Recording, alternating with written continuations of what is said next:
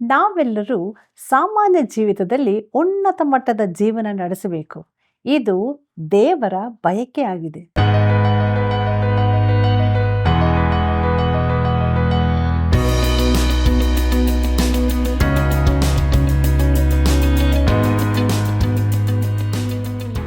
ಆತ್ಮೀಯ ವೀಕ್ಷಕರೇ, ನಿಮ್ಮೆಲ್ಲರಿಗೂ ಪ್ರೀತಿಯ ವಂದನೆಗಳು.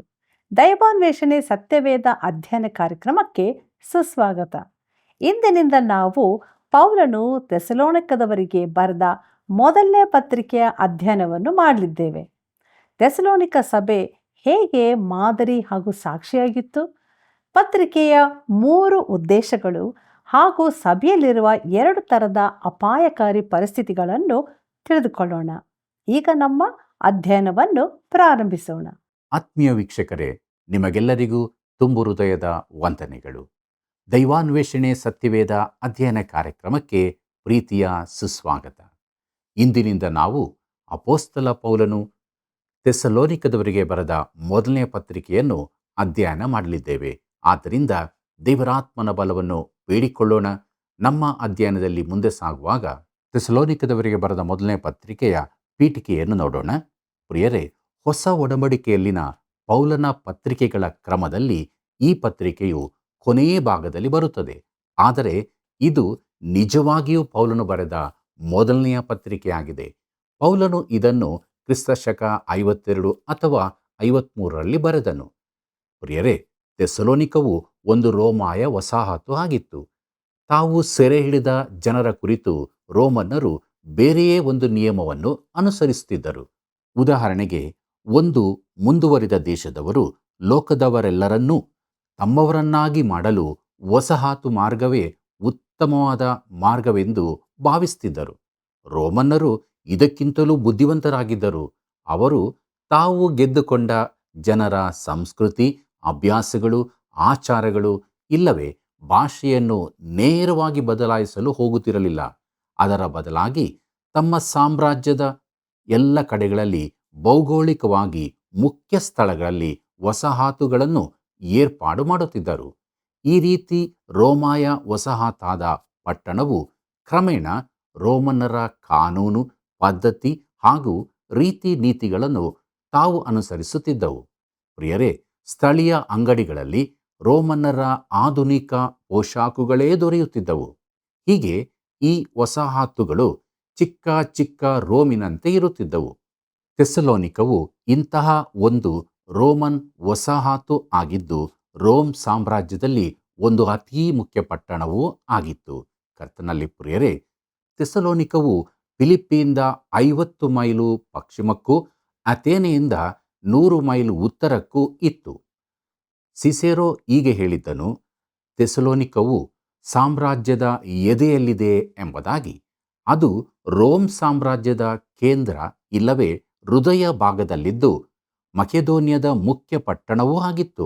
ಕರ್ತನಲ್ಲಿ ಪ್ರೀತಿಯುಳ್ಳ ವೀಕ್ಷಕರೇ, ಆ ಪ್ರದೇಶದಲ್ಲಿದ್ದ ಬಿಸಿ ನೀರಿನ ಒರತೆಗಳಿಂದಾಗಿ ಈ ಪ್ರದೇಶಕ್ಕೆ ಮೊದಲು ಥರ್ಮ ಎಂಬ ಹೆಸರಿತ್ತು. 4 ಸೇನಾಪತಿಗಳಲ್ಲಿ ಒಬ್ಬನಾದ ಕಾಸಾಂಡರ್ ಎಂಬವನು ಕ್ರಿಸ್ತಪೂರ್ವ 316ರಲ್ಲಿ ಮಹಾ ಅಲೆಕ್ಸಾಂಡರನ ಸಾಮ್ರಾಜ್ಯವನ್ನು 4 ವಿಭಾಗವಾಗಿ ಮಾಡಿ ಮಕೆದೋನ್ಯವನ್ನು ತನ್ನ ವಶದಲ್ಲಿರಿಸಿಕೊಂಡು ಅದಕ್ಕೆ ಥೆಸಲೋನಿಕವನ್ನು ರಾಜಧಾನಿಯನ್ನಾಗಿ ಮಾಡಿದನು. ಆ ಪಟ್ಟಣದ ಹೆಸರನ್ನು ತನ್ನ ಪತ್ನಿಯಾದ ಥೆಸಲೋನಿಕೆಯ ನೆನಪಿಗಾಗಿ ಬದಲಾಯಿಸಿದನು. ಆಕೆ ಅಲೆಕ್ಸಾಂಡರನ ಮಲ ಸಹೋದರಿಯಾಗಿದ್ದಳು. ಈ ನಗರವು ಈಗಲೂ ಇದ್ದು ಅದಕ್ಕೆ ಸಲೋನಿಕಾ ಎಂದು ಹೆಸರಿರುತ್ತದೆ. ಪ್ರೀತಿಯುಳ್ಳ ದೇವಜನರೇ, ಪೌಲನ 2ನೇ ಸುವಾರ್ಥ ಪ್ರಯಾಣದಲ್ಲಿ ಸ್ಥಾಪಿಸಲ್ಪಟ್ಟ ಥೆಸಲೋನಿಕ ಸಭೆಯು ಒಂದು ಮಾದರಿಯ ಸಭೆಯಾಗಿತ್ತು. ಪೌಲನು ಈ ಕುರಿತು 1ನೇ ಅಧ್ಯಾಯದಲ್ಲಿ ಹೇಳಿರುತ್ತಾನೆ.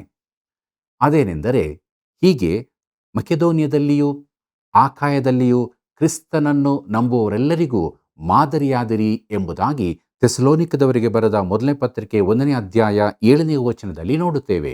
ಪ್ರಿಯರೇ, ಈಗ ನಾವು ಗ್ರೀಸ್ ಎಂದು ಕರೆಯುವ ಇಡೀ ಪ್ರದೇಶಕ್ಕೆ ಈ ಸಭೆಯು ಒಂದು ಒಳ್ಳೆಯ ಸಾಕ್ಷಿಯಾಗಿತ್ತು. ಈ ಸಭೆ ಒಂದು ಮಾದರಿಯಾಗಿದೆ ಎಂದು ಪೌಲನು ಕೊರಿಂಥದವರಿಗೂ ಹೇಳಿದ್ದಾನೆ. ಕೊರಿಂಥದವರಿಗೆ ಬರೆದಂಥ 2ನೇ ಪತ್ರಿಕೆ 8ನೇ ಅಧ್ಯಾಯ ಮೊದಲಿನ 5 ವಚನಗಳನ್ನು ನೀವು ಓದಿಕೊಳ್ಳಬೇಕಾಗಿ ಕೇಳಿಕೊಳ್ಳುತ್ತೇನೆ. ಪ್ರಿಯರೇ, ಪೌಲನ 2ನೇ ಸುವಾರ್ಥ ಪ್ರಯಾಣ ಆರಂಭವಾಗಬೇಕಾಗಿದ್ದಾಗ ಪೌಲನು ಬಾರ್ನಬನು ಬೇರೆ ಬೇರೆಯಾದರೆಂಬುದು ನಿಮಗೆ ಜ್ಞಾಪಕವಿರಬಹುದು. ಪೌಲನು ಸೀಲನನ್ನು ತನ್ನ ಜೊತೆ ಕರೆಕೊಂಡು ಹೊರಟು ದಾರಿಯಲ್ಲಿ ತಿಮೋತಿಯನನ್ನು ವೈದ್ಯನಾದ ಲೂಕನನ್ನು ಸೇರಿಸಿಕೊಂಡನು. ಪ್ರಿಯರೇ, ಗಲಾತ್ಯ ಸಭೆಗಳನ್ನು ಅವನು ಪುನಃ ಸಂದರ್ಶಿಸಿ ಮುಂದಕ್ಕೆ ಜನ ನಿಬಿಡವಾಗಿದ್ದ ಸಣ್ಣ ಆಸಿಯಾ ಸೀಮೆಯನ್ನು, ಅಂದರೆ ಈಗ ಟರ್ಕಿ ಎಂದು ಅದಕ್ಕೆ ಹೆಸರಿದೆ, ಅದನ್ನು ಸಂದರ್ಶಿಸಬೇಕೆಂದಿದ್ದನು. ಅಲ್ಲಿ ಅವನು ತನ್ನ ಸುವಾರ್ಥ ಸೇವೆಯನ್ನು ಮುಂದುವರಿಸಬೇಕೆಂದಿದ್ದನು. ಯಾಕಂದರೆ ತನ್ನ 3ನೇ ಪ್ರಸಂಗ ಪ್ರಯಾಣದಲ್ಲಿ ಅವನು ಎಫೇಸವನ್ನು ತನ್ನ ಕೇಂದ್ರವನ್ನಾಗಿ ಮಾಡಿಕೊಂಡು ತನ್ನ ಜೀವಿತದ ಅತೀ ದೊಡ್ಡ ಸುವಾರ್ಥ ಸೇವೆಯನ್ನು ಅಲ್ಲಿ ಮಾಡಿದನು. ಆದರೆ ಅವನ 2ನೇ ಸುವಾರ್ಥ ಪ್ರಯಾಣದಲ್ಲಿ ದೇವರ ಆತ್ಮನು ಅವನಿಗೆ ತಡೆಯೊಡ್ಡಿದನು. ಅವನು ದಕ್ಷಿಣಕ್ಕೆ ಹೋಗದಂತೆ ತಡೆದನು. ಅವನು ಬಿತೂನ್ಯಕ್ಕೆ ಹೋಗಬೇಕೆಂದು ಆಶಿಸಿದಾಗ ಪವಿತ್ರಾತ್ಮನು ಆಗಲೂ ಅವನನ್ನು ತಡೆದನು. ಹೀಗೆ ಅವನು ಉತ್ತರಕ್ಕಾಗಲಿ ದಕ್ಷಿಣಕ್ಕಾಗಲಿ ಹೋಗಲಾರದವನಾದನು. ಆಗ ಅವನು ಪಶ್ಚಿಮಕ್ಕೆ ಪ್ರಯಾಣ ಮಾಡಿ ತ್ರೋವಕ್ಕೆ ಬಂದು ಅಲ್ಲಿ ಮಾರ್ಗದರ್ಶನಕ್ಕಾಗಿ ಕಾದನು. ಪ್ರಿಯರೇ, ಅಲ್ಲಿ ಮಕೆದೋನ್ಯದವನ ದರ್ಶನವನ್ನು ಕಂಡು ಫಿಲಿಪ್ಪಿಗೆ ಬಂದನು. ಮಕೆದೋನ್ಯದ ದರ್ಶನದಲ್ಲಿನ ಮನುಷ್ಯನು ನಿಜವಾಗಿ ಒಬ್ಬಾಕೆ ಸ್ತ್ರೀ ಎಂದು, ಆಕೆಯ ಹೆಸರು ಲೂದ್ಯಳೆಂದು ಅಲ್ಲಿ ತಿಳುಕೊಂಡನು. ಆಕೆ ಧೂಮ್ರವರ್ಣದ ವಸ್ತ್ರಗಳನ್ನು ಮಾರಾಟ ಮಾಡುತ್ತಿದ್ದಳು. ಪ್ರಿಯರೇ, ಪೌಲನು ಆಕೆಯನ್ನು ಪಟ್ಟಣದ ಇನ್ನಿತರ ಅನೇಕರನ್ನು ಕರ್ತನ ಕಡೆಗೆ ನಡೆಸಿದನು. ಈ ರೀತಿಯಾಗಿ ಫಿಲಿಪ್ಪಿಯಲ್ಲಿ ಒಂದು ಸಭೆ ಸ್ಥಾಪಿಸಲ್ಪಟ್ಟಿತು. ಪ್ರೀತಿಯುಳ್ಳ ದೇವಜನರೇ, ಅಲ್ಲಿಂದ ಪೌಲನು ಥೆಸಲೋನಿಕಕ್ಕೆ ಹೋದನು. ಅಪೊಸ್ತಲ ಕೃತ್ಯದಲ್ಲಿ 17ನೇ ಅಧ್ಯಾಯದಲ್ಲಿ ತಿಳಿಸಿರುವಂತೆ ಅಲ್ಲಿ ಪೌಲನು 3 ಸಬ್ಬತ್ತುಗಳ ಅವಧಿಯಷ್ಟು ನಿಂತಿದ್ದನು. ಹೀಗೆ ಅವನು 1 ತಿಂಗಳಿಗೆ ಸ್ವಲ್ಪ ಕಡಿಮೆ ಅವಧಿಯಲ್ಲಿ ಅಲ್ಲಿದ್ದನು. ಆದರೆ ಆ ಅವಧಿಯಲ್ಲಿ ಬಹು ವಿಶೇಷವಾದ ಸುವಾರ್ಥ ಸೇವೆಯನ್ನು ಮಾಡಿದನು. ಅವನು ಪರಿಣಾಮಕಾರಿಯಾದ ಸವಾರ್ಥಿಕನಾಗಿದ್ದನು. ಅಲ್ಲಿ ಅವನು ಅನೇಕರನ್ನು ಕ್ರಿಸ್ತನ ಬಳಿಗೆ ನಡೆಸಿದನು. ಈ ಅಲ್ಪಕಾಲದ ಅವಧಿಯಲ್ಲಿ ಅಲ್ಲಿ ಒಂದು ಸ್ಥಳೀಯ ಸಭೆಯನ್ನು ಸ್ಥಾಪಿಸಿದ್ದು ಮಾತ್ರವಲ್ಲದೆ ಅವರಿಗೆ ಕ್ರೈಸ್ತ ನಂಬಿಕೆಯ ಶ್ರೇಷ್ಠ ಸತ್ಯಗಳನ್ನು ಕಲಿಸಿದನು. ಪ್ರೀತಿಯುಳ್ಳ ದೇವಜನರೇ, ಅಲ್ಲಿ ಸುವಾರ್ತೆಗೆ ವಿರೋಧ ಉಂಟಾದದ್ದರಿಂದ ಪೌಲನು ಅವಸರವಾಗಿ ಅಲ್ಲಿಂದ ಹೊರಡಬೇಕಾಯಿತು. ಅವನು ಆ ಸ್ಥಳವನ್ನು ಬಿಟ್ಟು ಬೇರೋಯಕ್ಕೆ ಬಂದನು. ವೈರಿಗಳು ಬೇರೋಯಕ್ಕೂ ಬೆನ್ನಟ್ಟಿ ಬಂದರು. ಅಲ್ಲಿಂದಲೂ ಪೌಲನು ಹೋಗಬೇಕಾಯಿತು. ಅವನು ಬೇರೋಯದಲ್ಲಿ ಸೀಲನನ್ನು ತಿಮೋತಿಯನನ್ನು ಬಿಟ್ಟು ತಾನು ಅಥೇನೆಗೆ ಬಂದನು. ಪ್ರಿಯರೇ, ಅಥೇನೆಯಲ್ಲಿ ಸ್ವಲ್ಪ ಕಾಲ ಕಳೆದ ಬಳಿಕ ಅವನು ಕೊರಿಂಥಕ್ಕೆ ಬಂದನು. ಬಹುಶಃ ಅವನು ಕೊರಿಂಥದಲ್ಲಿರುವಾಗಲೇ ತಿಮೋತಿಯನು ಸೀಲನೂ ಬಂದು ಅವರನ್ನು ಕೂಡಿಕೊಂಡರು ಮತ್ತು ಥೆಸಲೋನಿಕದವರ ಕುರಿತ ವರ್ತಮಾನವನ್ನು ತಿಳಿಸಿದರು. ಥೆಸಲೋನಿಕದವರಿಗೆ ಬರೆದ ಪತ್ರಿಕೆ 3ನೇ ಅಧ್ಯಾಯ 6ನೇ ವಚನವನ್ನು ನೀವು ನೋಡ್ರಿ. ಪ್ರಿಯರೇ, ತಿಮೋತಿಯನು ಕೆಲವು ಪ್ರಶ್ನೆಗಳೊಂದಿಗೆ ಬಂದಿದ್ದನು. ಅದು ಥೆಸಲೋನಿಕದವರು ಎದುರಿಸುತ್ತಿದ್ದ ಸಮಸ್ಯೆಗಳ ಕುರಿತಾಗಿತ್ತು. ಅವರ ಪ್ರಶ್ನೆಗಳಿಗೆ ಉತ್ತರವಾಗಿ ಪೌಲನು ಈ 1ನೇ ಪತ್ರವನ್ನು ಅವರಿಗೆ ಬರೆದು ಬೇಕಾದ ಬೋಧನೆಯನ್ನು ಆದರಣೆಯನ್ನು ಕೊಟ್ಟನು. ಕರ್ತನಲ್ಲಿ ಪ್ರೀತಿಯುಳ್ಳ ಸಹೋದರ ಸಹೋದರಿಯರೇ, ಪೌಲನು ಥೆಸಲೋನಿಕದಲ್ಲಿ 1 ತಿಂಗಳಿಗಿಂತಲೂ ಕಡಿಮೆ ಅವಧಿಗೆ ಇದ್ದರೂ ಅವನು ಸಭೆಯ ವಿಶೇಷ ಬೋಧನೆಗಳ ಕುರಿತಾಗಿ ಕಲಿಸಿದನು. ಅದರಲ್ಲಿ ಕ್ರಿಸ್ತನ 2ನೇ ಬರೋಣದ ಕುರಿತು ಇತ್ತು. ಅಲ್ಲಿ ಹೊಸ ವಿಶ್ವಾಸಿಗಳಿಗೆ ಇದು ಸ್ವಲ್ಪ ಹೆಚ್ಚಿನದಾಗಬಹುದೆಂದು ಪೌಲನು ಯೋಚಿಸಲಿಲ್ಲ. ಆದರೆ ಈ ದಿನಗಳಲ್ಲಿ 100 ವರ್ಷ ದಾಟಿದ ಅನೇಕ ಸಭೆಗಳವರು ಸಭೆಯು ಮೇಲಕ್ಕೆತ್ತಲ್ಪಡುವ ವಿಚಾರದಲ್ಲಾಗಲಿ, ಕ್ರಿಸ್ತನು ತನ್ನ ರಾಜ್ಯವನ್ನು ಸ್ಥಾಪಿಸಲಿಕ್ಕಾಗಿ ಭೂಲೋಕಕ್ಕೆ ಬರುವ ವಿಚಾರದಲ್ಲಾಗಲಿ ಸರಿಯಾದ ತಿಳುವಳಿಕೆ ಇಲ್ಲದವರಾಗಿದ್ದಾರೆ. ಪ್ರಿಯರೇ, ಥೆಸಲೋನಿಕ ಸಭೆಗೆ 1 ತಿಂಗಳು ಕೂಡ ಆಗಿರಲಿಲ್ಲ. ಆದರೆ ಪೌಲನು ಅವರಿಗೆ ಈ ಶ್ರೇಷ್ಠವಾದ ಬೋಧನೆಯನ್ನು ಕಲಿಸುತ್ತಿದ್ದನು. ಅವನು ಕ್ರಿಸ್ತನ 2ನೇ ಬರೋಣದ ಕುರಿತಾಗಿ ವಿಶ್ವಾಸಿಗಳಿಗೆ ಹೆಚ್ಚು ಒತ್ತು ಕೊಟ್ಟು ಕಲಿಸಿದ್ದನು ಮತ್ತು ಆ ಘಟನೆ ಬೇಗದಲ್ಲೇ ನೆರವೇರಲಿದೆ ಎಂದು ಹೇಳಿದ್ದನು. ಯಾಕಂದರೆ ಪೌಲನು ಅಲ್ಲಿಂದ ಹೋದ ಬಳಿಕ ಕ್ರಿಸ್ತನನ್ನು ನಂಬಿದ್ದ ವಿಶ್ವಾಸಿಗಳಲ್ಲಿ ಕೆಲವರು ತೀರಿಕೊಂಡರು. ಇದರಿಂದಾಗಿ ಥೆಸಲೋನಿಕದವರಲ್ಲಿ ಒಂದು ಪ್ರಶ್ನೆ ಎದ್ದಿತು. ಏನೆಂದರೆ, ಈ ತೀರಿಕೊಂಡ ಭಕ್ತರು ಸಭೆ ಮೇಲಕ್ಕೆತ್ತುವುದರಲ್ಲಿ ಸೇರುತ್ತಾರೋ ಇಲ್ಲವೋ ಎಂಬುದಾಗಿ. ಕರ್ತನಲ್ಲಿ ಪ್ರಿಯರೇ, ವಿಶ್ವಾಸಿಗಳಿಗೆ ಸಂಬಂಧಿಸಿದ ಕ್ರಿಸ್ತನ ಎರಡನೇ ಬರೋಣವು ಒಂದು ಆದರಣೆಯಾಗಿದೆ. ಪೌಲನು ಇದನ್ನು ವಿವರಿಸುತ್ತಾನೆ. ಹೀಗೆ ಈ ಪತ್ರಿಕೆಯ ಮುಖ್ಯ ಪ್ರಸ್ತಾಪವು ಇದೇ ಆಯಿತು. ಈ ವಿಶೇಷ ಘಟನೆಯು ಕ್ರಿಸ್ತನು ತನ್ನ ರಾಜ್ಯವನ್ನು ಸ್ಥಾಪಿಸಲಿಕ್ಕಾಗಿ ಮಹಿಮೆಯ ಅಬ್ಬರದೊಡನೆ ಬಂದು ಎಲ್ಲ ಅನೀತಿಯನ್ನು ಕೊನೆಗೊಳಿಸುವ ಘಟನೆಗಿಂತ ಭಿನ್ನವಾದದ್ದಾಗಿರುತ್ತದೆ. ಪ್ರಕಟಣೆ ಪುಸ್ತಕ 19ನೇ ಅಧ್ಯಾಯ 11ನೇ ವಚನದಿಂದ 16ನೇ ವಚನದವರೆಗೆ ನೋಡಿರಿ. ಪ್ರಿಯರೇ, ಈ ಪತ್ರಿಕೆಯಲ್ಲಿ 3 ಉದ್ದೇಶಗಳಿರುತ್ತದೆ. ಅವೇನೆಂಬುದಾಗಿ ನೋಡೋಣ. ಅದರಲ್ಲಿ ಮೊದಲನೆಯದು, ಸುವಾರ್ತೆಯ ಮೂಲ ಸತ್ಯಗಳಲ್ಲಿ ಹೊಸ ವಿಶ್ವಾಸಿಗಳನ್ನು ದೃಢಪಡಿಸುವುದು. ಎರಡನೆಯದು, ಅವರು ಪರಿಶುದ್ಧ ಜೀವಿತದ ಕಡೆಗೆ ಸಾಗುವಂತೆ ಅವರನ್ನು ನಡೆಸುವುದು. ಹಾಗೂ ಮೂರನೆಯದು, ಕ್ರಿಸ್ತನ ತಿರುಗಿ ಬರುವಿಕೆಯ ಕುರಿತು ಅವರನ್ನು ಆಧರಿಸುವುದು. ಕರ್ತನಲ್ಲಿ ಪ್ರಿಯರೇ, ಥೆಸಲೋನಿಕದಲ್ಲಿ ಆಚರಣೆಯಲ್ಲಿದ್ದ ಮೂರ್ತಿ ಪೂಜೆಗೆ ಪೌಲನ ಸಂದೇಶವು ತೀರಾ ವಿರುದ್ಧವಾದದ್ದಾಗಿತ್ತು. ಥೆಸಲೋನಿಕದ ಒಂದು ವಿಗ್ರಹದ ಗುಡಿಯಲ್ಲಿ ಹೀಗೆ ಬರೆದಿತ್ತು. ಏನೆಂದರೆ, ಮರಣಾನಂತರ ಜೀವನ ಮರಳಲಾರದು, ಸಮಾಧಿಯ ಬಳಿಕ ಪುನಃ ಸಂಧಿಸಲಾಗದು ಎಂದು. ಪ್ರಿಯರೇ, ಥೆಸಲೋನಿಕದಲ್ಲಿ ವಿಶ್ವಾಸಿಗಳ ಮೇಲೆತ್ತುವಿಕೆಗೆ ಕ್ರಿಸ್ತನು ತನ್ನ ಸಭೆಯನ್ನು ಈ ಲೋಕದಿಂದ ಹೊರಗೆ ಕೊಂಡೊಯ್ಯುವ ವಿಚಾರಕ್ಕೆ ಒತ್ತು ಕೊಡಲಾಗಿತ್ತು. ಕ್ರಿಸ್ತನ ಬರೋಣವು ನಿರೀಕ್ಷೆಯನ್ನು ಶುದ್ಧಿಗೊಳಿಸಿ ನಮ್ಮ ಜೀವಿತದಲ್ಲಿ ನಮ್ಮನ್ನು ಪರಿಶುದ್ಧತೆಗೆ ನಡೆಸುವ ಸತ್ಯವಾಗಿರಬೇಕು. ಕರ್ತನಲ್ಲಿ ಪ್ರಿಯರೇ, ಪ್ರವಾದನೆಗಳ ಕುರಿತಾಗಿ ಈ ದಿನಗಳಲ್ಲಿ ವಾದ ಮಾಡುವವರು ತುಂಬಾ ಮಂದಿ ಇದ್ದಾರೆ ಮತ್ತು ಇದರ ಕುರಿತು ಅತಿಯಾದ ಆಸಕ್ತಿಯೂ ಜನರಲ್ಲಿದೆ. ಆದರೆ ಯೋಹಾನನು ಹೇಳುತ್ತಾನೆ, ಆತನ ಮೇಲೆ ಈ ನಿರೀಕ್ಷೆ ನೆಟ್ಟಿರುವ ಪ್ರತಿಯೊಬ್ಬನು ಕ್ರಿಸ್ತನು ಶುದ್ಧನಾಗಿರುವಂತೆಯೇ ತನ್ನನ್ನು ಶುದ್ಧ ಮಾಡಿಕೊಳ್ಳುತ್ತಾನೆ ಎಂಬುದಾಗಿ ಯೋಹಾನ ಬರೆದ ಮೊದಲನೇ ಪತ್ರಿಕೆ 3ನೇ ಅಧ್ಯಾಯ 3ನೇ ವಚನದಲ್ಲಿ ಓದುತ್ತೇವೆ. ಪ್ರೀತಿಯುಳ್ಳ ದೇವಜನರೇ, ಈ ನಿರೀಕ್ಷೆಯು ನಮ್ಮ ಜೀವಿತವನ್ನು ಶುದ್ಧ ಮಾಡಬೇಕಾಗಿದೆ. ಸಭೆ ಮೇಲಕ್ಕೆತ್ತಲ್ಪಡುವ ಕುರಿತು ನೀನು ಎಷ್ಟು ಉತ್ಸಾಹವುಳ್ಳವನಾಗಿದ್ದಿ ಎಂಬುದರಲ್ಲಿ ನನಗೆ ಆಸಕ್ತಿ ಇಲ್ಲ. ನೀನು ಹೇಗೆ ಜೀವಿಸ್ತಿದ್ದಿ ಎಂಬುದೇ ಮುಖ್ಯವಾದದ್ದು. ಈ ನಿರೀಕ್ಷೆಯು ಪ್ರಿಯಮಿತ್ರನೇ ನಿನ್ನ ಜೀವಿತವನ್ನು ಮುಟ್ಟಿ ಬದಲು ಮಾಡುವಂಥದ್ದಾಗಿದೆಯೋ? ಪ್ರಿಯರೇ, ಪೌಲನು ಥೆಸಲೋನಿಕದವರಿಗೆ ಬರೆದ 2ನೇ ಪತ್ರಿಕೆಯಲ್ಲಿ ಕ್ರಿಸ್ತನು ತನ್ನ ರಾಜ್ಯ ಸ್ಥಾಪನೆಗಾಗಿ ಈ ಲೋಕಕ್ಕೆ ಬರುವುದರ ಕುರಿತು ಹೆಚ್ಚಿನ ಒತ್ತು ಕೊಡಲಾಗಿದೆ. ನಾವು ಕರ್ತನನ್ನು ಆಕಾಶದಲ್ಲಿ ಸಂಧಿಸಲಿಕ್ಕಾಗಿ ಮೇಲಕ್ಕೆತ್ತಲ್ಪಡುವುದಕ್ಕೂ ಆತನು ತನ್ನ ರಾಜ್ಯ ಸ್ಥಾಪನೆಗಾಗಿ ಈ ಭೂಮಿಗೆ ಇಳಿದು ಬರುವುದಕ್ಕೂ ತುಂಬಾ ವ್ಯತ್ಯಾಸವಿದೆ. ಈ ವಿಚಾರಗಳು ತುಂಬ ಗಲಿಬಿಲಿಗೆ ಕಾರಣವಾಗಿದೆ. ನಾವು ಮೇಲಕ್ಕೆತ್ತಲ್ಪಡುವುದಕ್ಕೂ ಕರ್ತನು ಇಳಿದು ಬರುವುದಕ್ಕೂ ಇರುವ ವ್ಯತ್ಯಾಸವನ್ನು ನಾವು ಚೆನ್ನಾಗಿ ಗಮನಿಸಿಕೊಳ್ಳಬೇಕಾಗಿದೆ. ಪ್ರೀತಿಯುಳ್ಳ ದೇವಜನರೇ, ನಾವು ಪೌಲನು ಥೆಸಲೋನಿಕದವರಿಗೆ ಬರೆದ ಮೊದಲನೆಯ ಪತ್ರಿಕೆಯ ರೂಪುರೇಖೆಯನ್ನು ನೋಡೋಣ. ಅದರಲ್ಲಿ ಮೊದಲನೆಯದು, ಕ್ರಿಸ್ತನ ಬರೋಣದ ಕುರಿತು ಕ್ರೈಸ್ತನ ಮನೋಭಾವ. 1ನೇ ಅಧ್ಯಾಯ. ಅದರಲ್ಲಿ ಸೇವೆ ಮಾಡಲು ಮತ್ತು ಕಾಯಲು ಎಂಬುದಾಗಿದೆ. ವಚನ 9 ಮತ್ತು 10. ಎರಡನೆಯದು, ಕ್ರಿಸ್ತನ ಬರೋಣದಲ್ಲಿ ಕ್ರೈಸ್ತನ ಬಹುಮಾನ. 2ನೇ ಅಧ್ಯಾಯದಲ್ಲಿ ನೋಡುತ್ತೇವೆ. ಮೂರನೆಯದು, ಕ್ರೈಸ್ತನ ಜೀವನ ಹಾಗೂ ಕ್ರಿಸ್ತನ ಬರೋಣ.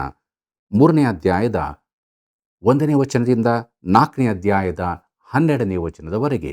ರೂಪುರೇಖೆಯಲ್ಲಿ 4ನೆಯದು, ಕ್ರೈಸ್ತನ ಮರಣ ಹಾಗೂ ಕ್ರಿಸ್ತನ ಹಿಂತಿರುಗುವಿಕೆ. 4ನೇ ಅಧ್ಯಾಯ 13ನೇ ವಚನದಿಂದ 18ನೇ ವಚನದವರೆಗೆ ಬರೆದದ್ದೇ. ಮುಂದಕ್ಕೆ ನಾವು ರೂಪುರೇಖೆಯ 5ನೇ ವಿಚಾರವನ್ನು ನೋಡುವಾಗ, ಕ್ರಿಸ್ತನ ಬರೋಣದೆದುರು ಕ್ರೈಸ್ತನ ನಡಾವಳಿಕೆಗಳು. 5ನೇ ಅಧ್ಯಾಯ. ಪ್ರಿಯರೇ, ಕ್ರೈಸ್ತರಿಗೆ ಕೊಡಲ್ಪಟ್ಟ 22 ನಿರ್ದಿಷ್ಟ ಅಪ್ಪಣೆಗಳು 5ನೇ ಅಧ್ಯಾಯದ 11ನೇ ವಚನದಿಂದ ಆರಂಭವಾಗುತ್ತದೆ. ಕರ್ತನಲ್ಲಿ ಪ್ರಿಯರೇ, ಈ ಪುಸ್ತಕಕ್ಕೆ ಇನ್ನೊಂದು ರೂಪುರೇಖೆಯನ್ನು ಕೊಡಬಹುದು. ಪ್ರತಿಯೊಂದರಲ್ಲಿಯೂ ಒಂದೊಂದು ವಿಷಯಕ್ಕೆ ಒತ್ತು ಕೊಡಲಾಗಿದೆ. ಅದೇನೆಂಬುದಾಗಿ ನೋಡೋಣ. ಅದರಲ್ಲಿ ಮೊದಲನೆಯದು, ಕ್ರಿಸ್ತನ ಬರೋಣವು ಉತ್ತೇಜಿಸುವ ನಿರೀಕ್ಷೆಯಾಗಿದೆ. 1ನೇ ಅಧ್ಯಾಯ. ಇದರಲ್ಲಿ ಮೊದಲನೆಯದು ಪೀಠಿಕೆ, 1ನೇ ಅಧ್ಯಾಯದ ಮೊದಲಿನ 4 ವಚನಗಳು. 2ನೇಯದು ವಿಶೇಷ ಭರವಸೆ ಹಾಗೂ ಹಿಂಸೆಗಳೊಡನೆ ಸುವಾರ್ತೆಯ ಸ್ವೀಕಾರ, 1ನೇ ಅಧ್ಯಾಯ 5ನೇ ವಚನದಿಂದ 7ನೇ ವಚನದವರೆಗೆ. 3ನೇಯದು ಸುವಾರ್ತೆಯ ಫಲಿತಾಂಶ, ವಿಗ್ರಹಗಳನ್ನು ಬಿಟ್ಟು ದೇವರ ಕಡೆಗೆ ತಿರುಗಿಕೊಂಡದ್ದು, ಕ್ರಿಸ್ತನ ಬರೋಣಕ್ಕಾಗಿ ಕಾದಿರುವುದು, 1ನೇ ಅಧ್ಯಾಯ 8ನೇ ವಚನದಿಂದ 10ನೇ ವಚನದವರೆಗೆ. ಪ್ರಿಯರೇ, ರೂಪುರೇಖೆಯ 2ನೇ ವಿಭಾಗದ 2ನೇ ವಿಷಯ ನೋಡುವಾಗ, ಕ್ರಿಸ್ತನ ಬರೋಣವು ಕ್ರಿಯಾಶೀಲವಾದ ನಿರೀಕ್ಷೆಯಾಗಿದೆ. 2ನೇ ಅಧ್ಯಾಯ. ಅದರಲ್ಲಿ ಮೊದಲನೆಯದು ಕ್ರಿಸ್ತನಿಗಾಗಿ ನಿಜವಾದ ಸಾಕ್ಷಿಗೆ ಉದ್ದೇಶ ಹಾಗೂ ಸಾಕ್ಷ್ಯ ವಿಧ, 2ನೇ ಅಧ್ಯಾಯ ಮೊದಲಿನ 6 ವಚನಗಳು. 2ನೇಯದು ಅಪೋಸ್ತಲನ ಸೇವೆಯಲ್ಲಿ ಮಾತೃಭಾಗ ಅಂದರೆ ಸಂತೈಸುವಿಕೆ, 2ನೇ ಅಧ್ಯಾಯ 7ನೇ ವಚನದಿಂದ 9ನೇ ವಚನದವರೆಗೆ. 3ನೇಯದು ಅಪೋಸ್ತಲನ ಸೇವೆಯಲ್ಲಿ ಪಿತೃಭಾಗ ಅಂದರೆ ವಹಿಸಿಕೊಳ್ಳುವಿಕೆ, 2ನೇ ಅಧ್ಯಾಯ 10ನೇ ವಚನದಿಂದ 13ನೇ ವಚನದವರೆಗೆ. 4ನೇಯದು ಅಪೋಸ್ತಲನ ಸೇವೆಯಲ್ಲಿ ಸಹೋದರ ಭಾಗ ಅಂದರೆ ಸವಾಲು, 2ನೇ ಅಧ್ಯಾಯ 14ನೇ ವಚನದಿಂದ 16ನೇ ವಚನದವರೆಗೆ.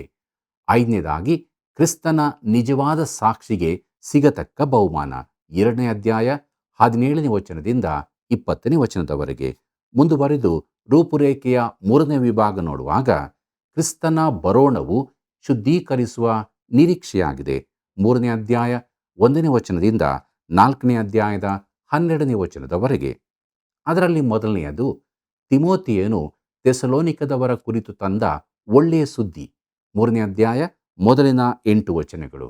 2ನೇಯದು ಥೆಸಲೋನಿಕದವರು ನಂಬಿಕೆಯಲ್ಲಿ ವೃದ್ಧಿಯಾಗುವಂತೆ ಪೌಲನ ಒತ್ತಾಯ, 3ನೇ ಅಧ್ಯಾಯದ 9ನೇ ವಚನದಿಂದ 13ನೇ ವಚನದವರೆಗೆ. 3ನೇದಾಗಿ ವಿಶ್ವಾಸಿಗಳ ನಡೆ ಹೇಗಿರಬೇಕು, 4ನೇ ಅಧ್ಯಾಯ 1ನೇ ವಚನದಿಂದ 12ನೇ ವಚನದವರೆಗೆ. ಪ್ರಿಯರೇ, ರೂಪುರೇಖೆಯ 4ನೇ ವಿಭಾಗಕ್ಕೆ ಬರುವಾಗ, ಕ್ರಿಸ್ತನ ಬರೋಣವು ಆದರಣೆಯ ನಿರೀಕ್ಷೆಯಾಗಿದೆ, 4ನೇ ಅಧ್ಯಾಯ 13ನೇ ವಚನದಿಂದ 18ನೇ ವಚನದವರೆಗೆ. ಪ್ರೀತಿಯುಳ್ಳ ದೇವಜನರೇ, ಕ್ರೈಸ್ತನಿಗೆ ಮರಣದ ಅರ್ಥವೇನು, ಸಭೆಗೆ ಮೇಲೆತ್ತುವಿಕೆಯ ಅರ್ಥವೇನು ಎಂಬುದಾಗಿ ನೋಡುತ್ತೇವೆ. ಮುಂದಕ್ಕೆ 5ನೇ ವಿಭಾಗವನ್ನು ನೋಡುವಾಗ, ಕ್ರಿಸ್ತನ ಬರೋಣವು ನಿರೀಕ್ಷೆಯನ್ನು ಉತ್ತೇಜಿಸುವುದಾಗಿದೆ, 5ನೇ ಅಧ್ಯಾಯ. ಪ್ರಿಯರೇ, ಕ್ರಿಯೆಗೆ ನಡೆಸುತ್ತದೆ. ಕ್ರಿಸ್ತನಲ್ಲಿ ಸತ್ತ ವಿಶ್ವಾಸಿಗಳು ಕ್ರಿಸ್ತನಲ್ಲಿ ನಿದ್ರೆ ಹೋಗಿದ್ದಾರೆ. ಜೀವದಲ್ಲಿರುವ ಕ್ರಿಸ್ತನಲ್ಲಿನ ವಿಶ್ವಾಸಿಗಳು ಕ್ರಿಸ್ತನಿಗಾಗಿ ಎಚ್ಚರವಾಗಿದ್ದಾರೆ. ಅದರಲ್ಲಿ ಮೊದಲನೇದಾಗಿ ನೋಡುತ್ತೇವೆ, ಕ್ರಿಸ್ತನ ಬರೋಣಕ್ಕಾಗಿ ಎಚ್ಚರವಾಗಿದ್ದು ಜಾಗೃತವಾಗಿರಬೇಕು, 5ನೇ ಅಧ್ಯಾಯ ಮೊದಲಿನ 10 ವಚನಗಳು. 7ನೇದಾಗಿ ಕ್ರೈಸ್ತರಿಗೆ ಕೊಡಲ್ಪಟ್ಟ ಅಪ್ಪಣೆಗಳು, 5ನೇ ಅಧ್ಯಾಯ 11ನೇ ವಚನದಿಂದ 28ನೇ ವಚನದವರೆಗೆ. ಪ್ರೀತಿಯುಳ್ಳ ದೇವಜನರೇ, ರೂಪುರೇಖೆ ವಿಭಾಗವನ್ನು ನೋಡಿದಂಥ ಮುಂದಕ್ಕೆ ನಾವು ಪೌಲನು ಥೆಸಲೋನಿಕದವರಿಗೆ ಬರೆದ ಮೊದಲನೇ ಪತ್ರಿಕೆಯ 1ನೇ ಅಧ್ಯಾಯವನ್ನು ಧ್ಯಾನಿಸೋಣ. ಇದರ ಮುಖ್ಯ ಪ್ರಸ್ತಾಪ ಕ್ರಿಸ್ತನ ಬರೋಣ ಪ್ರೇರಿಸುವ ನಿರೀಕ್ಷೆ ಎಂಬುದಾಗಿದೆ. ಥೆಸಲೋನಿಕದವರಿಗೆ ಬರೆದ ಮೊದಲನೇ ಪತ್ರಿಕೆ 1ನೇ ಅಧ್ಯಾಯ 1ನೇ ವಚನ ಹೀಗೆ ಹೇಳುತ್ತದೆ: ತಂದೆಯಾದ ದೇವರಲ್ಲಿಯೂ ಕರ್ತನಾದ ಯೇಸು ಕ್ರಿಸ್ತನಲ್ಲಿಯೂ ಇರುವ ಥೆಸಲೋನಿಕದವರ ಸಭೆಗೆ ಪೌಲ, ಸಿಲ್ವಾನ, ತಿಮೋಥೆಯ ಎಂಬ ನಾವು ಬರೆಯುವುದೇನೆಂದರೆ, ನಿಮಗೆ ಕೃಪೆಯೂ ಶಾಂತಿಯೂ ಆಗಲಿ ಎಂಬುದಾಗಿ. ಪ್ರಿಯರೇ, ಮುನ್ನುಡಿಯ ಅಥವಾ ಪೀಠಿಗೆಯ ಬಗ್ಗೆ ನೋಡುವಾಗ, ಈ ಮುನ್ನುಡಿಯು ಪೌಲನ ಎಲ್ಲ ಪತ್ರಿಕೆಗಳ ಸಾಮಾನ್ಯ ಸಂಗತಿಯಾಗಿದೆ. ಆದರೆ ಇಲ್ಲಿ ಕೆಲವು ವ್ಯತ್ಯಾಸಗಳಿರುವುದನ್ನು ನಾವು ಗಮನಿಸಬೇಕಾಗಿದೆ. ಪೌಲನು ತನ್ನ ವಂದನೆಯಲ್ಲಿ ಸಿಲ್ವಾನ ಅಂದರೆ ಸೀಲನು, ತಿಮೋಥೆಯನನ್ನು ಸೇರಿಸಿ ಹೇಳುತ್ತಾನೆ. ಸೀಲ, ತಿಮೋಥೆಯರು ಈಗ ತಾನೇ ಥೆಸಲೋನಿಕದಿಂದ ಪೌಲನಿಗೆ ವರದಿ ತಂದವರಾಗಿದ್ದಾರೆ. ಅವರ ಹೆಸರುಗಳನ್ನು ಸೇರಿಸಿಕೊಳ್ಳುವುದರಲ್ಲಿ ಅವರು ಕೂಡ ಈ ಪತ್ರಿಕೆಯ ಕುರಿತು ಸಹಮತವುಳ್ಳವರಾಗಿದ್ದಾರೆಂದು ಥೆಸಲೋನಿಕದವರಿಗೆ ತಿಳಿಯುತ್ತದೆ. ಕರ್ತನಲ್ಲಿ ಪ್ರಿಯರೇ, ಮಾತ್ರವಲ್ಲದೆ ಅವರನ್ನು ತನ್ನ ಜೊತೆಗೆ ಸೇರಿಸಿಕೊಳ್ಳುವುದರಲ್ಲಿ ಪೌಲನು ತನ್ನ ದೀನತೆಯನ್ನೂ ತೋರಿಸುತ್ತಿದ್ದಾನೆ. ಪೌಲನು ಸೀಲ, ತಿಮೋಥೆಯರನ್ನು ತನ್ನೊಂದಿಗೆ ಸೇರಿಸಿಕೊಳ್ಳದಿರುತ್ತಿದ್ದರೆ ಅವರು ಅನಾಮಧೇಯರಾಗಿಯೇ ಉಳಿಯುತ್ತಿದ್ದರು. ಪೌಲನ ಈ ಕಾರ್ಯ ಗೌರವಯುತವಾದದ್ದಾಗಿತ್ತು. ಅವನು ಯಾವಾಗಲೂ ತನ್ನನ್ನು ಇತರ ಸಹೋದರರೊಂದಿಗೆ ಸೇರಿಸಿ ಹೇಳುತ್ತಿದ್ದನು. ಕರ್ತನಾದ ಯೇಸುವಿಗಾಗಿ ಸೇವೆ ಮಾಡುವ ಇತರರಿಂದ ಅವನು ಪ್ರತ್ಯೇಕವಾಗಿರಲಿಲ್ಲ, ಏಕಾಂಗಿಯೂ ಆಗಿರಲಿಲ್ಲ. ಪ್ರೀತಿಯುಳ್ಳ ದೇವಜನರೇ, ಸೇವೆಯಲ್ಲಿರುವ ನಾವು ಈ ದಿನಗಳಲ್ಲಿ ಇದನ್ನು ನೆನಪಿನಲ್ಲಿಡಬೇಕು. ನಿಮ್ಮ ಬೋಧಕರನ್ನು ಅತಿಯಾಗಿ ಹೆಚ್ಚಿಸಬೇಡಿರಿ. ಅವರು ನಿಮ್ಮ ಜೊತೆ ನಿಮ್ಮ ಮಟ್ಟದಲ್ಲೇ ಇರಲಿ. ಸೇವಕರಾಗಿರುವ ನಾವು ವೈದಿಕರು ಹಾಗೂ ಸಾಮಾನ್ಯ ಜನರೆಂಬ ಭೇದ ಹುಟ್ಟಿಸಲು ಕಾರಣವಾಗಿರುತ್ತೇವೆ. ಒಬ್ಬ ದೇವ ಸೇವಕರು ಈ ರೀತಿಯಾಗಿ ಹೇಳುತ್ತಾರೆ, ನಾನು ಸೇವೆಗೆ ಪ್ರವೇಶಿಸಿದಾಗ ನಾನು ಒಂದು ಉತ್ತಮವಾದ ಕೋಟನ್ನು ಕೊಂಡುಕೊಂಡೆ. ನಾನು ಅದರೊಂದಿಗೆ ರೆಕ್ಕೆ ಕಾಲರನ್ನು, ಬಿಳಿಯದಾದ ಒಳ ಅಂಗಿಯನ್ನು ಹಾಗೂ ಬಿಳಿ ಅಥವಾ ಕಪ್ಪು ಕುತ್ತಿಗೆ ಪಟ್ಟಿಯನ್ನು ಧರಿಸುತ್ತಿದ್ದೆ. ನಾನು ಪ್ರಸಂಗ ಪೀಠದಲ್ಲಿ ಎದ್ದು ನಿಲ್ಲುವಾಗ ಬಣ್ಣ ಕೊಟ್ಟ ಬೇಲಿಯ ಎದುರು ನಿಂತ ಕತ್ತೆಗಳಂತೆ ಕಾಣುತ್ತಿದ್ದೆ. ನನ್ನ ಸಭೆಯ ಅಧಿಕಾರಿಗಳು ಹಾಗೂ ಸಭಿಕರಿಗಿಂತ ವಿಭಿನ್ನವಾದ ಪೋಷಾಕಿನಲ್ಲಿ ನಾನು ಎಷ್ಟು ವಿಚಿತ್ರವಾಗಿ ಕಾಣಬಹುದೆನ್ನುವ ಯೋಚನೆ ಒಂದು ದಿನ ನನಗೆ ಬಂತು. ಯಾರೂ ಕೂಡ ನನ್ನಂತೆ ಕೋಟನ್ನಾಗಲಿ ಮೇಲಂಗಿಯನ್ನಾಗಲಿ ಧರಿಸಿರಲಿಲ್ಲ. ನಾನು ಅವರಿಗಿಂತ ವಿಶೇಷವಾದವನಲ್ಲ. ನಾನು ಬೇರೆ ರೀತಿಯಾಗಿರಬೇಕೆಂದು ದೇವರು ಕೂಡ ಬಯಸಲಿಕ್ಕಿಲ್ಲ. ಆದರೆ ದೇವರ ವಾಕ್ಯವನ್ನು ನಾನು ಬೋಧಿಸುವಾಗ ನಾನು ಆತನ ವಾಕ್ಯವನ್ನು ತಿಳಿಸುತ್ತಿದ್ದೇನೆಂದು, ಆತನ ಪರವಾಗಿ ನಾನು ಇದ್ದೇನೆಂದು ನೆನಪಿನಲ್ಲಿಟ್ಟುಕೊಳ್ಳಬೇಕಾಗಿದೆ ಎಂಬುದಾಗಿ. ಕರ್ತನಲ್ಲಿ ಪ್ರಿಯರೇ, ದೇವರ ವಾಕ್ಯ ಬೋಧಿಸುವ ಪ್ರತಿಯೊಬ್ಬರ ಕುರಿತು ದೇವರ ಬಯಕೆ ಇದೇ ಆಗಿರುತ್ತದೆ. ಆದರೆ ಸಾಮಾನ್ಯ ಜೀವಿತದಲ್ಲಿ ನಾವೆಲ್ಲರೂ ಉನ್ನತ ಮಟ್ಟದ ಜೀವಿತ ನಡೆಸಬೇಕು. ಬೋಧಕನ ಜೀವಿತವು ಕ್ರಿಸ್ತನಲ್ಲಿನ ಸಾಮಾನ್ಯನ ಜೀವಿತಕ್ಕಿಂತ ವಿಶೇಷವಾದದ್ದಲ್ಲ.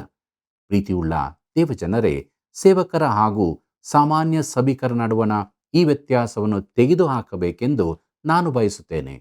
ದೇವರ ವಾಕ್ಯದ ಪ್ರಕಾರ ಇದು ಒಂದು ತಪ್ಪಾದ ವಿಭಾಗಿಸುವಿಕೆಯಾಗಿದೆ. ನಾವೆಲ್ಲರೂ ಉನ್ನತ ಮಟ್ಟದ ಜೀವಿತ ಜೀವಿಸಬೇಕೆಂದು ದೇವರು ಬಯಸುತ್ತಾನೆ. ಯಥಾರ್ಥವಾಗಿ ನಾನು ಹೇಳುವುದಾದರೆ, ಸಂಬಳ ತೆಗೆದುಕೊಂಡು ಮಾಡುವ ಸಭಾ ಸೇವೆ ಸಭೆಗೆ ಒಂದು ಶಾಪವಾಗಿದೆ. ಆದರೆ ಈ ಪ್ರತ್ಯೇಕತೆಯ ದಿನಗಳಲ್ಲಿ ಬೇರೆ ರೀತಿಯಲ್ಲಿ ಇರುವುದು ಸಾಧ್ಯವಾಗದ ಮಾತಾಗಿದೆ.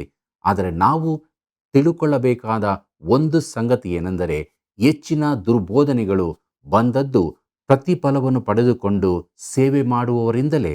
ಪ್ರೀತಿಯುಳ್ಳ ದೇವಜನರೇ, ಸಭೆಯಲ್ಲಿರುವ ಎರಡು ಥರದ ಪರಿಸ್ಥಿತಿಗಳು ಬಹು ಅಪಾಯಕಾರಿಯಾಗಿರುತ್ತದೆ. ಅದರಲ್ಲಿ ಮೊದಲನೆಯದು ತನ್ನನ್ನು ತಾನು ಹೆಚ್ಚಿಸಿಕೊಳ್ಳಲೆತ್ನಿಸುವ ಸೇವಕನು. ಇನ್ನೊಂದು ಸರಿಯಾಗಿ ಸತ್ಯವೇದವನ್ನು ತಿಳಿದಿರದೆ ಅಲ್ಪ ಜ್ಞಾನದೊಂದಿಗೆ ತನಗೆ ದೇವರ ವಾಕ್ಯ ಎಲ್ಲ ತಿಳಿದಿದೆ ಎಂದು ವರ್ತಿಸುವ ಸೇವಕನು. ಒಬ್ಬನು ಪರಿಪೂರ್ಣ ಸತ್ಯವೇದವನ್ನು ಕಲಿಸುವನಾದರೆ ಅವನು ಸತ್ಯವೇದದಲ್ಲಿನ ಪ್ರತಿಯೊಂದು ವಿಷಯವನ್ನು ತೆಗೆದುಕೊಳ್ಳುತ್ತಾನೆ. ಹಾರ್ಮೋನಿಯಂನ ಎಲ್ಲ ಕೀಗಳನ್ನು ತೆಗೆಯುವವನಂತೆ ಕೆಲವು ವಿಷಯಗಳನ್ನು ಬಿಟ್ಟು ಬಿಟ್ಟು ಕೆಲವನ್ನು ಮಾತ್ರ ಆರಿಸಿಕೊಂಡು ಬೋಧಿಸುವುದು ಸಾಧ್ಯವಿಲ್ಲದ ಮಾತು.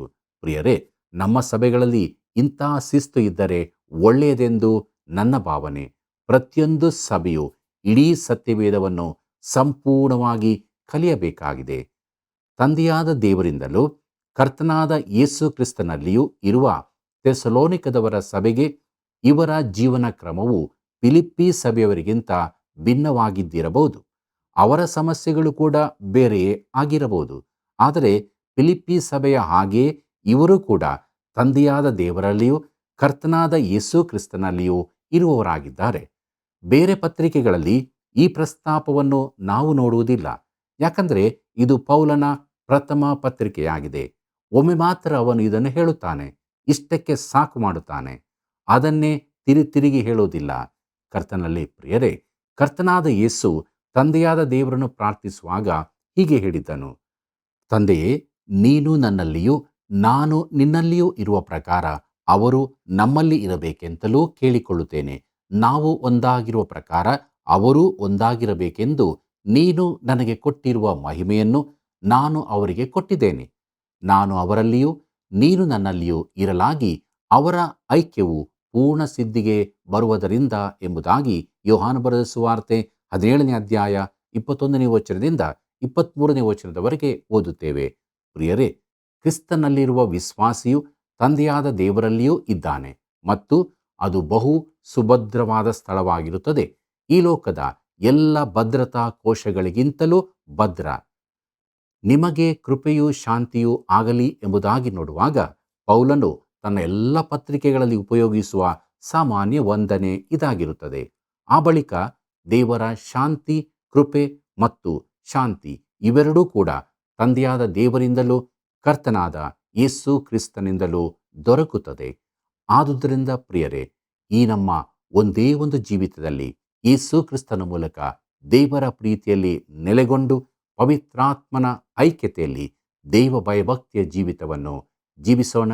ನಾವೆಲ್ಲರೂ ಪ್ರಾರ್ಥನೆ ಮಾಡೋಣ. ಪ್ರಿಯ ರಕ್ಷಕನೇ, ನಿನ್ನ ವಾಕ್ಯದ ಮೂಲಕ ನೀನು ನಮ್ಮ ಸಂಗಡ ಮಾತನಾಡಿದ್ದಿ. ನಮ್ಮೆಲ್ಲ ವೀಕ್ಷಕ ಬಾಂಧವರ ಜೀವಿತಗಳಲ್ಲಿ ನಿನ್ನ ಪ್ರೀತಿ, ಕೃಪೆ, ಶಾಂತಿ, ಸಮಾಧಾನ ನೆಲೆಗೊಳಿಸಬೇಕಾಗಿ ಬೇಡುತ್ತೇವೆ. ನಿನ್ನ ವಾಕ್ಯಗಳಿಂದ ತುಂಬಿಸಿ ನಿನ್ನನ್ನು ದೃಷ್ಟಿಸುತ್ತಾ ನಿನ್ನ ಐಕ್ಯತೆಯಲ್ಲಿ ನೀನು ಪ್ರತಿಷ್ಠಿಸಿದಂಥ ಜೀವುಳ್ಳ ಮಾರ್ಗದಲ್ಲಿ ಮುನ್ನಡೆಸು. ಯಾರಾದರೂ ಕಷ್ಟ, ದುಃಖ, ಕಣ್ಣೀರು, ರೋಗ, ಬೇನೆ ಬೇಸರದಲ್ಲಿರುವುದಾದರೆ ನೀನು ಮಾತನಾಡಿ, ನೀನು ಮುಟ್ಟಿ ಪರಿಪೂರ್ಣ ಸ್ವಸ್ಥತೆಯನ್ನು ಕೊಟ್ಟು ಬೆಳಕಿನ ಜೀವಿತದಲ್ಲಿ ನಡೆಸು. ಯೇಸುವಿನ ನಾಮದಲ್ಲಿ ಬೇಡಿದ್ದೇವೆ ತಂದೆ, ಆಮೆನ್. ಥೆಸಲೋನಿಕವು ರೋಮ್ ಸಾಮ್ರಾಜ್ಯದ ಹೃದಯ ಭಾಗದಲ್ಲಿತ್ತು. ಪೌಲನು ಥೆಸಲೋನಿಕದವರಿಗೆ ಬರೆದ ಮೊದಲ ಪತ್ರಿಕೆಯ 3 ಉದ್ದೇಶಗಳನ್ನು ನಾವು ತಿಳಿದುಕೊಂಡೆವು.